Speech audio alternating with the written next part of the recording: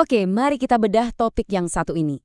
Di balik setiap penemuan ilmiah yang keren, sebenarnya ada satu pertanyaan dasar yang jarang banget kita pikirin. Waktu ilmuwan ngomongin soal atom, gen, atau lubang hitam, apakah mereka itu lagi ngejelasin dunia apa adanya?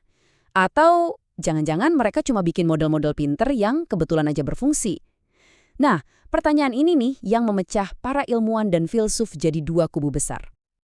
Kalau dipikir-pikir, intuisi kita pasti bilang, ya jelas atom itu nyata dong. Tapi coba deh kita pikirin lebih dalam lagi. Kita kan nggak pernah melihat atom secara langsung, kayak kita melihat cahaya dari layar ini. Kita cuma bisa lihat efek-efeknya. Nah, disinilah letak inti dari perdebatan sengit yang bakal kita urai. Di mana sih sebenarnya batas antara sesuatu yang nyata dan sesuatu yang cuma sekedar model yang berguna? Percaya atau enggak, perdebatan ini tuh udah berlangsung ratusan tahun. Di satu sudut, kita punya kaum realis. Mereka ini percaya kalau sains itu tugasnya menyingkap tirai realitas. Terus di sudut lain ada kaum anti-realis yang ya bisa dibilang lebih skeptis. Yuk kita kenalan lebih jauh sama dua kubu ini. Jadi, ini dia beda utamanya. Kaum realis bilang, tujuan sains itu ya buat ngasih gambaran yang benar soal dunia ini, mau itu yang kelihatan atau yang nggak kelihatan. Kalau teori bilang ada atom, ya berarti atom itu beneran ada di luar sana. Sebaliknya, kaum anti-realis lebih hati-hati. Mereka bilang, tunggu dulu, kita tuh cuma bisa benar-benar yakin sama apa yang bisa kita lihat, kita amati, kita ukur. Konsep kayak atom itu cuma alat bantu aja, semacam fiksi yang ngebantu kita bikin prediksi yang akurat. Nah, untuk ngebuktiin pandangan mereka, kaum realis ini punya satu argumen andalan. Argumen yang kedengarannya masuk akal banget, sampai-sampai susah buat dibantah pada awalnya. Coba kita lihat, kenapa argumen ini bisa sekuat itu? Kita ambil contoh teori kinetik gas ya. Teori ini kan dimulai dari ide yang kedengarannya agak gila. Semua gas itu isinya miliaran molekul super kecil yang nggak kelihatan, yang gerak dan tabrakan terus-terusan. Dari ide abstrak ini, ilmuwan bisa nurunin rumus matematika yang memprediksi kalau gas dipanaskan pasti akan mengembang. Dan yang luar biasa, waktu diuji di lab, prediksinya itu presisi banget. Buat kaum realis, kesuksesan kayak gini tuh bukan kebetulan. Nah, ini dia inti dari argumen tanpa keajaiban. Coba pikirin lagi deh, gimana mungkin sebuah teori yang dasarnya dari sesuatu yang fiktif, anggap aja atom itu nggak nyata, bisa terus-terusan bikin prediksi yang benar di dunia nyata. Itu kan bakal jadi keajaiban yang aneh banget. Satu-satunya penjelasan yang logis, menurut kaum realis, ya karena teori itu sukses sebab ia ngejelasin sesuatu yang beneran ada. Teorinya benar, titik. Tapi tentu aja kaum anti-realis nggak tinggal diam. Mereka punya serangan balik yang kuat banget, yaitu dengan ngajak kita buat buka-buka lagi buku sejarah sains. Dan ternyata sejarah itu penuh sama teori-teori yang dulu suksesnya luar biasa, tapi sekarang kita tahu teori-teori itu salah total. Sejarah sains itu ibarat kuburan besar buat teori-teori yang pernah jaya. Dulu ada teori phlogiston buat ngejelasin api, ada teori kalori yang nganggep panas itu cairan, ada juga teori ether yang katanya jadi medium buat cahaya merambat. Semua teori ini pada masanya sukses banget loh, bisa bikin prediksi juga.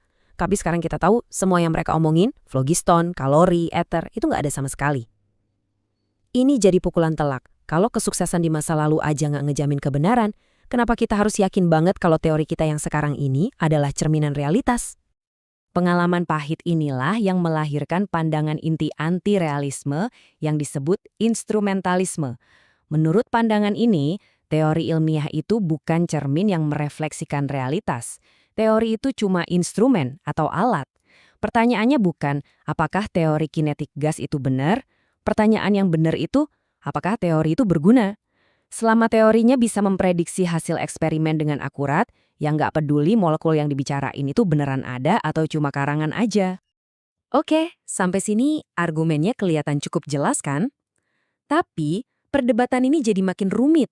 Seluruh bangunan argumen anti-realisme itu bergantung pada satu garis pemisah yang tegas, antara apa yang bisa kita amati dan apa yang nggak bisa kita amati.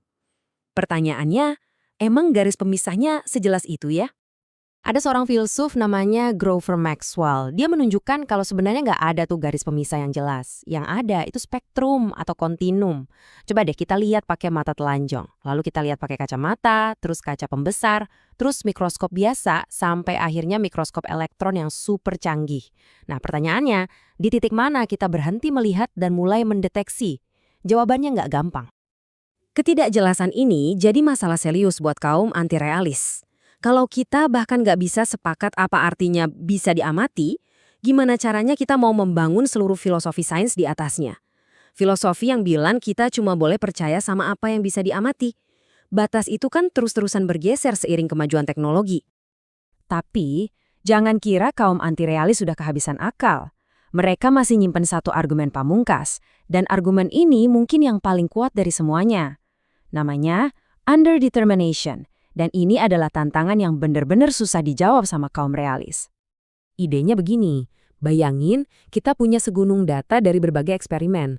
Argumen underdeterminasi ini bilang akan selalu ada kemungkinan untuk menciptakan beberapa teori yang sama sekali berbeda, tapi semuanya sama-sama cocok dan bisa ngejelasin data yang kita punya itu. Nah, kalau datanya aja nggak bisa nentuin mana yang benar, gimana kita bisa ngeklaim salah satu teori itu adalah kebenaran yang sesungguhnya?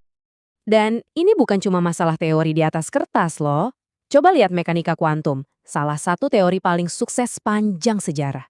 Semua data eksperimen yang kita punya itu bisa dijelasin sama interpretasi Copenhagen, bisa juga sama teori banyak dunia, atau sama mekanika bomian.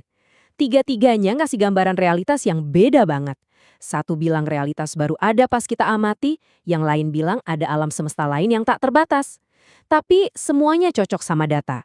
Sains sendiri nggak bisa memilih mana yang benar. Kalau data nggak bisa jadi wasitnya, klaim kita soal realitas yang sesungguhnya jadi goyah kan? Jadi, ya disinilah kita sekarang, berada di sebuah jalan buntu filosofis. Di satu sisi, kita punya intuisi yang kuat banget kalau kesuksesan sains yang luar biasa ini pastilah artinya kita makin dekat sama kebenaran. Tapi di sisi lain, kita dihadapkan sama fakta logis kalau data yang kita punya itu nggak akan pernah cukup untuk menunjuk ke satu kebenaran tunggal. Ini ibarat pertarungan dua argumen raksasa. Di satu sisi ada argumen tanpa keajaiban yang bersandar pada keyakinan kita kalau kesuksesan sains itu bukan kebetulan semata. Dan di sisi lain ada argumen underdeterminasi yang secara logis nunjukin kalau data aja nggak akan pernah cukup buat membuktikan sebuah teori itu benar secara mutlak. Pada akhirnya, perdebatan ini maksa kita buat mikirin pertanyaan yang jauh lebih besar. Sebenarnya, tujuan utama sains itu apa sih? Apakah kita ini lagi dalam misi buat menyingkap tirai dan melihat cara kerja alam semesta yang sebenarnya? Atau apakah kita sebenarnya cuma lagi sibuk ngebangun kotak perkakas yang isinya makin canggih aja buat memprediksi dan mengendalikan dunia di sekitar kita? Jadi, saya akan tinggalkan Anda dengan pertanyaan ini untuk direnungkan. Apakah sains itu sebuah aktivitas penemuan atau sebuah aktivitas penciptaan? Apakah seorang ilmuwan itu lebih mirip seorang penjelajah yang memetakan wilayah baru yang belum dikenal, atau lebih mirip seorang seniman yang menciptakan sebuah mahakarya yang paling fungsional di dunia? Jawaban Anda mungkin akan mengubah cara Anda memandang sains selamanya.